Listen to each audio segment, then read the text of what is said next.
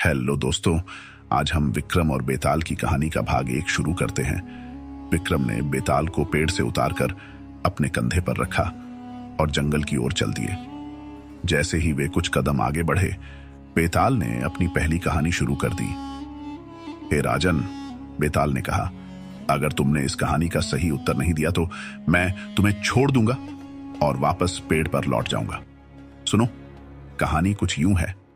प्राचीन समय की बात है। एक राज्य में एक सुंदर राजकुमारी थी जिसका नाम चंद्रलेखा था। उसकी सुंदरता और बुद्धिमानी की ख्याति चारों ओर फैली हुई थी।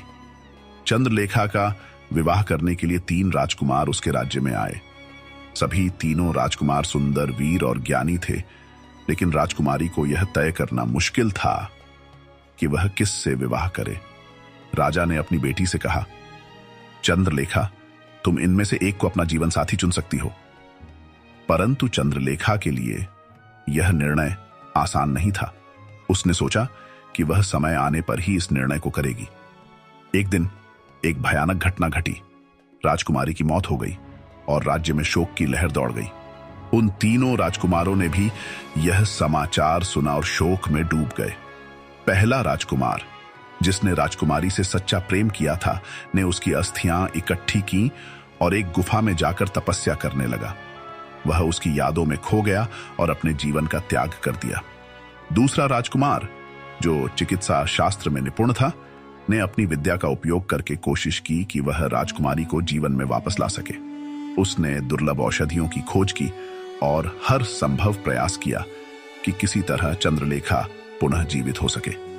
तीसरा राजकुमार, जो एक योद्धा था, ने अपने हथियारों को त्याग कर राजकुमारी की समाधि के पास ही वास करने का निश्चय किया। उसने वचन लिया कि वह उसके प्रेम में बंधा रहेगा और जीवन भर उसकी रक्षा करेगा। कुछ समय बाद दूसरे राजकुमार की चिकित्सा ने असर किया और राजकुमारी जीवित हो गई। पूरे राज्य में खुशी की लहर दौड़ गई और तीनों राजकुमार खुशी खुशी राजकुमारी के पास लौट आए। अब समस्या यह खड़ी हो गई कि चंद्रलेखा अब किससे विवाह करेगी। तीनों ने उसे पाने के लिए तपस्या, औषधि और रक्षा का व्रत लिया था। यह बेताल ने कहानी को रोका और विक्रम से कहा, हे राजन, बताओ, इन तीनों में से राजकुमारी का सच्चा जीवन साथी कौन है? अगर तुम जानते हुए भी उत्तर नहीं दोगे तो तुम्हारा सिर फट जाएगा।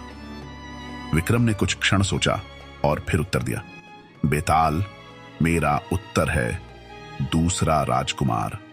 वह चिकित्सा शास्त्र में निपुण था और उसने राजकुमारी को पुनः जीवन दान दिया।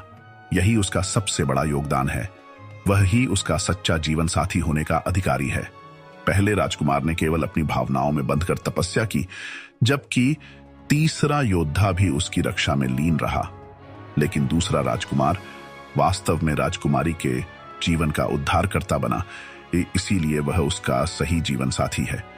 बेताल ने हंसते हुए कहा, राजन, तुमने सही उत्तर दिया है, परंतु तुम्हारे उत्तर के कारण मैं एक बार फिर उड़कर पेड़ पर लौट जाऊंगा।